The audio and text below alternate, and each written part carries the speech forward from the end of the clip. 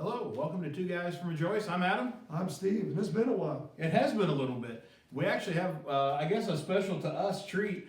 We have, for a topic tonight, we have a sealed envelope. It is a mystery topic. I have in my hand the envelope. So, Karnak, I'll let you go.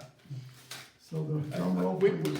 just lost a good portion of our audience with Karnak. Yeah. Most of them aren't old enough to remember That's a that. pretty old reference, isn't it? Johnny Carson, look it up on YouTube. Yeah, if you know that, there, I know. This Saturday, we're holding a day of prayer. Talk about the importance of praying as a group. Well, the first thing that comes to my mind is Jesus says, where two or three are gathered in my name, there am I in the midst, that I'm with them. And so, and it's not that he's not with us when we're by ourselves, but that's kind of a special promise for us to get together, to encourage us, that he guarantees us that if we're gathered in his name for his purposes, and I think praying is. Now, we're not going to be physically in the same room, but at the same time, we're going to be praying the same day for the same things, and in the unity of the Spirit. So, yeah, I think it qualifies. So, I would add to that he gives us a series of promises. They're kind of if-thens, yeah, but he tells us that if we remain in him and his words remain in us, we can ask for whatever we wish. Now, that doesn't make him some sort of cosmic vending machine, right? Yeah. What he's saying there is, if we have a good grasp of what his will is, and we've got a good grasp of what his word says, then we are going to pray with one spirit, right? Yeah. We're supposed to worship him in spirit and in truth. Yeah. Well, maintaining that connection is key. It's tough from a human perspective to maintain a close relationship if you never communicate, if you don't talk.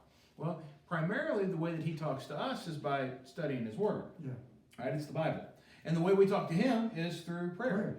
And being able to do that with our brothers and sisters, being able to do that, same topic, same spirit, that is absolutely a huge encouragement, but it also helps us to be on the same page, and the right page. And I think also that when you see God work, then you can share the answers to prayer and the excitement of that as well.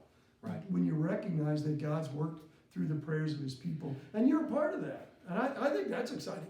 You know, I really enjoy that. That's a huge component of why we gather together, right? Yeah. I mean, we're told not to forsake the coming of ourselves together, as some are in the habit of doing. But even more, as the end approaches, right? As we get closer and closer into tough times, into times that things aren't going so well, we need to continue to meet so that we can exhort each other, so we can encourage each other, right?